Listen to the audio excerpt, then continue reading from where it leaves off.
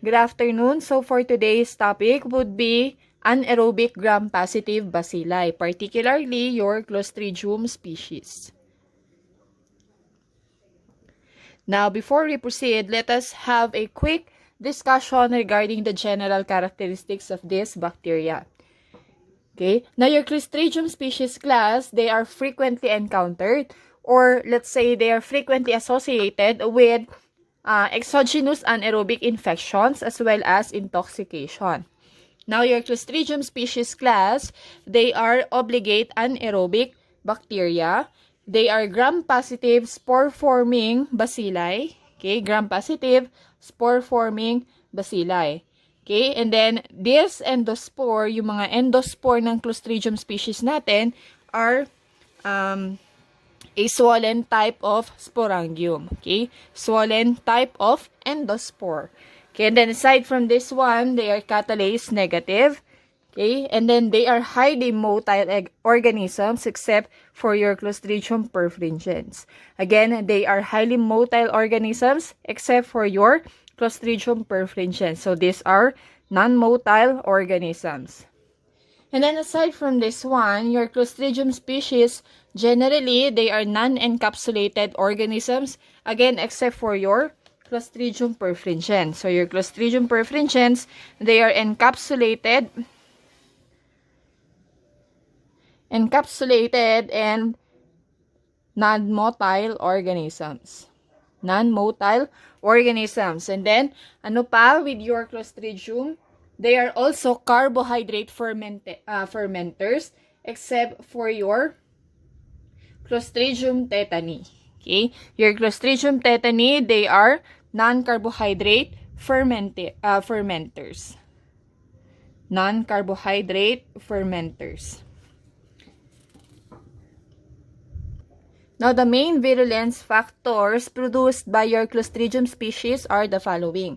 Number one, we have your collagenase, hyaluronidase, and phospholipase. Now, itong mga ito class, your collagenase, hyaluronidase, and phospholipase, these are known as your spreading factor. Spreading factor.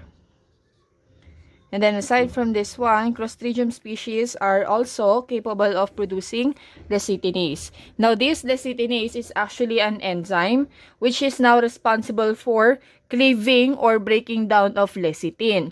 Now, yung lecithin na yan is actually a normal component of the cell of the host. For example, the WBC, RBC, and even the platelets. Okay, so with that, the lecithinase is actually responsible for the cell lysis of the host. Now, kapag may cell lysis, okay, ang result niyan, it could actually result to tissue necrosis. Tissue necrosis. And then lastly, another part of the virulence factors of your Clostridium species is their ability to ferment carbohydrate. Okay, so yung carbohydrate fermentation na nangyayari class, or let's say, yung fermentative characteristic ng mga bacteria nito is actually responsible for producing large amount of gas in the tissues. Okay? Carbohydrate fermentation. Now, let us start first with your Clostridium perfringens. It is also known as your gasgangrene bacillus. Gasgangrene bacillus. Or it is also known as your Welch bacillus. Welch bacillus class kasi it was formerly known as Clostridium welchii. Okay, now this organisms class, again, they are non-motile and they are very fermentative. Okay, they are very fermentative. Kaya nga they are capable of producing large amount of gas sa tissues ng infected host. Okay, and then your Clostridium perfringens also, they have a centrally or subterminally located endospore. Subterminal or centrally located endospore. Tapos, oval yung kanyang endospore. However, the endospore of Clostridium perfringens kasi, it is seldomly seen. Bihira lang makikita class. Now, the main virulence factors of Clostridium perfringens, number one, they have this what we call alpha toxin. Now, ano yung alpha toxin na yan, class? Alpha toxin is actually the lecithinase enzyme. It is a type of lecithinase enzyme which dissolves now the lecithin. Again, yung in-explain ko kanina, lecithin is a normal component of the cell of the host. Okay, now therefore, this alpha toxin is responsible for causing tissue necrosis. Now, and then aside from alpha toxin, this bacteria class, they are also capable of producing DNAs. Again, you recall what is the function of these DNAs? It facilitates the mobility of bacteria. And then lastly, they also produce enterotoxin. Now, microscopically, class, your Clostridium perfringens, they appear as a box scar-shaped gram-positive bacilli upon gram staining. Okay? And then sa culture naman, anong itsura ng kanilang colonies? They appear as dome-shaped gray to white colonies on blood agar plate. And then, in terms of their hemolysis naman sa blood agar plate, they are characterized by a double zone of hemolysis. Okay? O yung tinatawag nating target hemolysis. Now, bakit double zone hemolysis, class? Kasi it is a double zone of beta hemolysis. Okay? So, beta yung kanyang hemolysis. Okay? And then, aside from this one, aside from their characteristic in culture, in blood agar plate, they have a characteristic of stormy fermentation na makikita naman sa litmus milk medium. Okay, litmus milk medium. Now, stormy fermentation in litmus milk medium, indicating now that this bacteria is capable of producing acid and gas. Now, biochemically, class, your Clostridium perfringens, again, they are non-motile organisms. They are very fermentative and they are positive and in lecithinase. Yung lecithinase na yan, class, you can perform it in an egg yolk agar medium. Egg yolk agar medium. Kasi yung egg yolk agar medium, class, it contains lecithin. Now, if your organism is positive for this enzyme, that means it will lyse or the lecithin that is found in your agar medium, it will be dissolved by this enzyme. And then, aside from this one, they are also positive for Nagler test. Okay, Nagler test, class, ang gagamitin din dyan is egg yolk agar. Okay, and then, lastly, your Clostridium perfringens, they are reverse camp positive. Yung reverse camp positive nating, class, is same with the principle of camp test, that is camp test na ma-encounter nyo kay strep agalactiae. Ang pinagkaiba nga lang, okay, sa reverse camp test natin, sa reverse camp test natin, class, yung i-strict natin organisms here is your strep agalactiae this time. Okay? Kasi diba dun sa camp test na pinorform natin sa strep agalactiae is supposed to be staph aureus. But this time, we will strike your strep agalactiae, your group B strep, and then i-strike mo dito yung ating Clostridium perfringens perpendicularly to your strake here. Ganyan ang itsura niyan. And then after incubating it at 35 or 37 degrees Celsius at anaerobic condition, your Clostridium perfringens should yield a bow tie appearance of hemolysis. Again, bow tie appearance of hemolysis. Bow tie hemolysis. Now, infections caused by Clostridium perfringens, we call it gasgangrene or myonecrosis, or sometimes we refer it to as the eating sore. Okay? Now, this type of infection is actually a life-threatening destruction of muscles and other tissues. Now, paano yan makukuha, class? It can be acquired through wound contamination, either through surgery or trauma, or kapag nagpo-frostbite yung patient natin. Frostbite yung patient. Okay? Now, this type of infection class, yung gasgangrene, it is accompanied by pain, swelling. Okay, sulat natin. It is accompanied by pain, swelling. Okay, ano pa? Serous discharge. Serous discharge. And then what else? Discoloration of the tissues. Discoloration of the tissues. And of course, tissue necrosis. So these are the common symptoms of gas gangrene. Okay? Now, ang treatment of choice for Clostridium perfringens infection, specifically gas gangrene, is we have this, what we call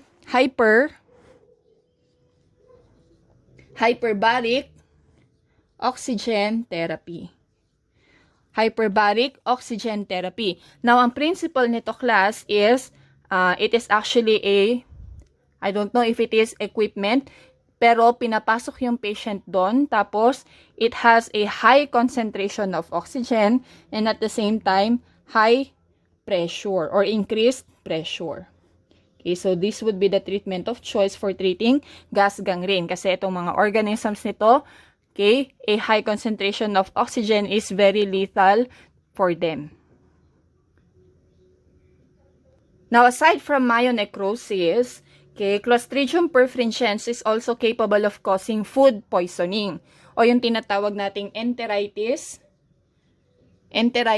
necrotans, also known as your pig bell syndrome. Okay, so it is actually a form of food poisoning wherein it is characterized by the ingestion of the enterotoxin, okay, enterotoxin na pwedeng ma-contaminate yung mga food product. Okay, so ingestion of this enterotoxin that is seen in food or contaminated food products.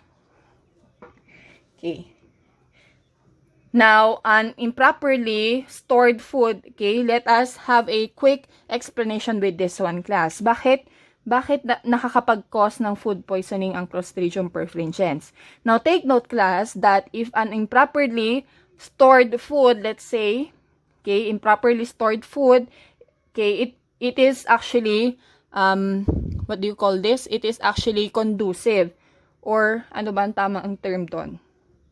Parang, it will favor for the germination of the spore and at the same time the growth of vegetative bacteria kapag improperly stored yung mga food products natin. Okay, so it is actually conducive for the formation of the spore of these organisms.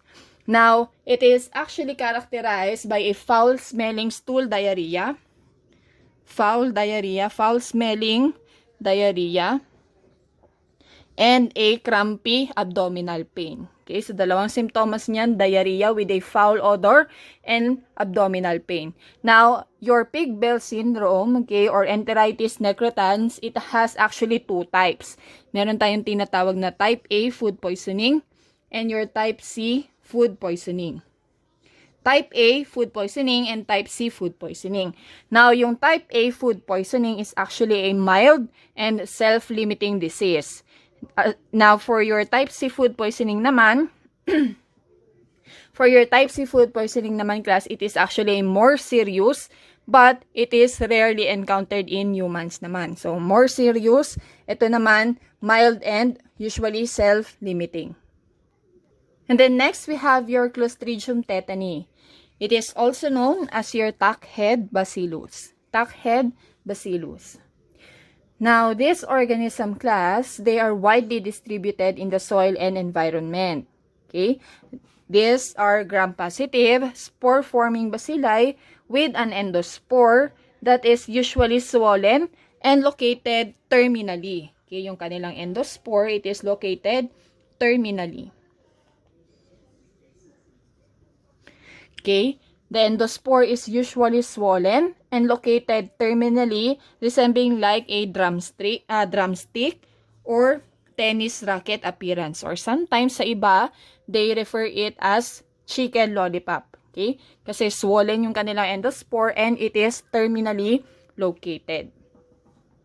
Now, the endospore of these bacteria are found in hospital environment, as well as in the soil dust and in the feces of many farm animals. Okay? So, widely distributed talaga yan.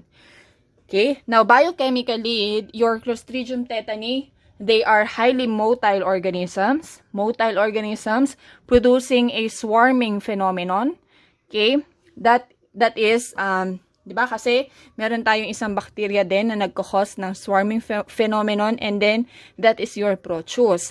Ang pinagkaiba lang nila, class, yung swarming phenomenon ng Clostridium tetani, it usually occurs under anaerobic condition. Okay, so yung swarming phenomenon niya, it occurs under anaerobic condition. And then aside from this one, your Clostridium tetani, they are positive in gelatinase. Gelatinase positive, indole positive also. Okay, but negative in lecithinase. And negative in lipase. Now, the main virulence factor of Clostridium tetani is, we have this what we call tetanus plasmin. Now, tetanus plasmin is actually a strong neurotoxin class. Okay, now ang action naman yan, it is actually an endopeptidase that will selectively cleave the synaptic vesicle membrane protein, which causes now tension and as well as cramping. Okay, tension, cramping, and what do you call this? Twisting. Okay, twisting of the skeletal muscle tissue surrounding now the wound and tightness of the jaw muscle. Okay, so mostly ang affected talaga, okay, is yung skeletal muscles. Okay. Now, infections caused by this organism, we refer it to as tetanus. Okay, tetanus. Now, there are actually 3 cardinal symptoms of tetanus. Number 1, we have this what we call trismus. Yan trismus na yan, class, yan yung pagjo-jaw lock. Okay, lock, what do you call that? Diba, lock jaw. Okay, nagla-lock jaw yung patient. And then another, opistotonus. Opistotonus naman, class, ito yung manifested by arching of the back. Arching of the back. Itong mga ito, class, involuntary muscle movements itong mga ito. Okay? Now, we have your trismus, opistotonus, and then lastly, we have rhesus sardonicus. Yung rhesus sardonicus naman na yan, it is manifested by a distorted, or what we call the devil's grin. Okay? Or the devil's smile. Okay? So, nakangiti. Okay? Now, this tetanus, class, it usually occurs when the organism's spore, okay, when the organism's spore enters an open wound and will elaborate the protein toxin that mediates generalized muscle spasm. Okay? Now, ano yung mga symptoms? Ano naman yung mga symptoms ng tetanus nating, class? Symptoms of tetanus includes muscular rigidity, as well as difficulty in swallowing. Okay, difficulty in swallowing. And then, symptoms of tetanus include rigidity of the abdomen also. Okay, rigidity of the abdomen. Okay, so again, what are the 3 cardinal symptoms of tetanus? We have, number 1, yung, ang tawag dito, nakalimutan ko kaagad, okay? We have your trismus, okay? Yung trismus, class, yung paglalak jaw ng pasyente. And then we have the opistotonus and then the rhesus sardonicus. Okay, and then the symptoms include muscular rigidity, difficulty in swallowing, and rigidity of the abdomen. Now, we have this type of tetanus that is that usually occurs among the newborn. We call this condition tetanus neonatorum. Okay? Tetanus neonatorum. Now, this tetanus naman class, this type of tetanus, it usually occurs when contaminated instruments are used for the newborns. Okay? Tetanus neonatorum. And then next class, we have your Clostridium botulinum, also known as your canned good bacillus. Okay? Now, your Clostridium botulinum class is actually a potential bioterrorism agent. Okay? Now, this one, it is widely distributed also in the soil and even in aquatic sediments. Okay? They are gram-positive, spore-forming bacilli, and it is characterized by the presence of subterminal swollen spore, which appears to be like a snowshoe appearance. Okay, yung spore daw ng Clostridium botulinum, it resembles like a snowshoe. Okay, now these organisms class, they are also highly motile organisms. They are highly motile organisms, and they are also non-encapsulated bacteria. Okay, and then what else for your Clostridium botulinum class? Your Clostridium botulinum, they are actually a proteolytic bacteria. When we say proteolytic bacteria class, they have the ability to oxidize one amino acid. They have the ability to oxidize one amino acid with the second amino acid. Okay? Now, you call this reaction as Stickland reaction. Now, the main virulence factor of Clostridium botulinum is we have your botulinum toxin, or sometimes we call it the botulism toxin. Okay? Botulinum or botulism toxin. Now, this toxin class is also a potent neurotoxin. Actually, it is the most potent toxin known to man. Okay? Now, ang action naman yan class, it will cleave also the synaptic vesicle membrane protein. Okay? That will act now on the neuromuscular junction. Okay? Parang haharangin niya yung neuromuscular junction, therefore, inhibiting exocytosis as well as the release of the neurotransmitter acetylcholine. Diba? Ang acetylcholine, kailangan yan for muscle movement. Okay? Now, therefore, class, infections caused by this Clostridium botulinum dahil na-inhibit na yung pag-release ng neurotransmitter acetylcholine. Okay? Signs and symptoms include muscle flaccid paralysis. Okay? So, or let's say generally, botulinum infection, it is characterized by a muscle flaccid paralysis. Okay, sulat natin. Muscle flaccid paralysis. Muscle flaccid paralysis. Diba? Unlike in your tetany, most likely it is manifested by muscle spasm. But this one, it is characterized by a muscle flaccid paralysis. Now, muscle flaccid paralysis, it usually occurs when the preformed toxin of these organisms are being ingested by the host. Okay? Now, this is actually fatal. Nakakamatay yan. Okay? Due to respiratory failure. Okay? Masyadong nag-relax yung respiratory muscles. Okay? It could actually lead to death due to respiratory failure.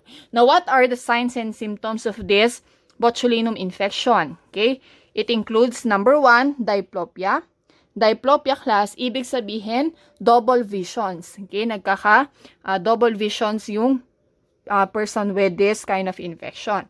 And aside from that, dysphonia. Dysphonia naman class, weakness of speech or difficulty in speaking. Parang ganon. Okay? And then, dysarthria also. Dysarthria, meaning difficulty in movement. And then lastly, dysphagia. Dysphagia naman, difficulty in eating or swallowing. Now, there are actually three types of botulism. Okay? Number 1, yung tinatawag nating classical or foodborne botulism. Now, this classical botulism, it can be acquired through ingestion of the preformed toxin. Okay? Can be acquired through ingestion of the preformed toxin in, saan makikita class? Sa mga canned good products. Okay? Kasi kung iisipin mo naman, class, a canned good product, it has an anaerobic environment which is now conducive for the forming of these endospores. Okay? Canned good products or any food products that such as mushroom. Okay? Actually, pwede mo rin siya makuha sa mushroom. Then another type of botulism, we have this what we call infant botulism. Infant botulism, class, okay, makukuha naman yan through ingestion of spore from honey or breast milk. Okay?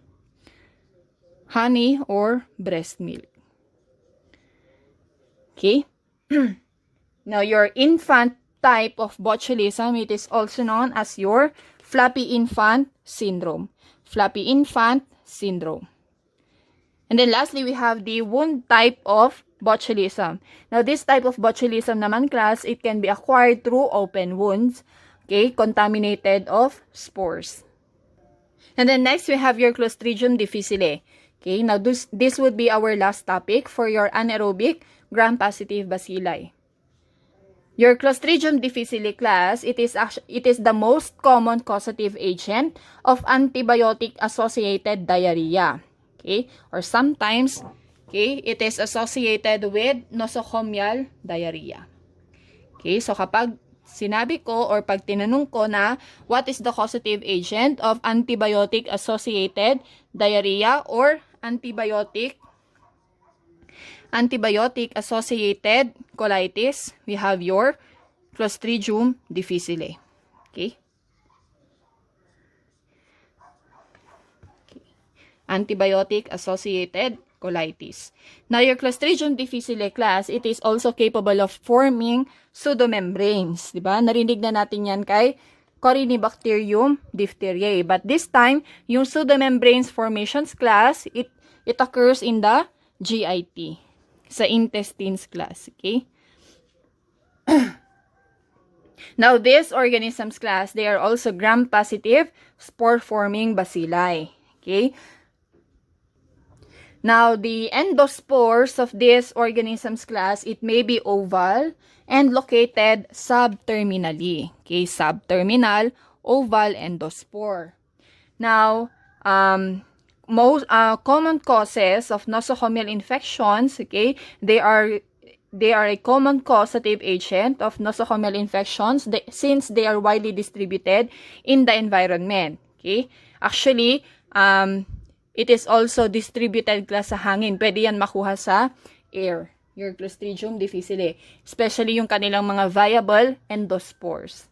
Okay? Now, your Clostridium difficile, class, okay, in terms of their culture naman, it is characterized by a yellow ground glass colonies na makikita sa cycloserine cefoxitin fructose agar, sa CCFA. Na pag narinig nyo to, class, yung medium na ito, your cycloserine cefoxitin fructose agar, isa lang maiisip natin. And that is your Clostridium difficile. Okay, and then aside from this, they have also a characteristic horse stable or horse manure odor sa blood agar plate. Okay, it is characterized by a horse stable. Alam niyo yung horse stable, class, yan yung parang mga kulungan ng mga kabayo. Ganun yung amoy niya. Okay, horse stable or horse manure odor in blood agar plate. And they are non-hemolytic. Okay, non-hemolytic in blood agar plate. Now, the main virulence factor of this bacteria includes the toxin A and toxin B. Now, ano yung toxin A na yan, class? Toxin A is actually a weak enterotoxin. It is actually a weak enterotoxin. And then, toxin B naman, it is a potent cytotoxin. It is a potent cytotoxin. Okay, and that ends your anaerobic gram-positive bacilli. Again, your Clostridium difficile, it is associated with antibiotic-associated colitis.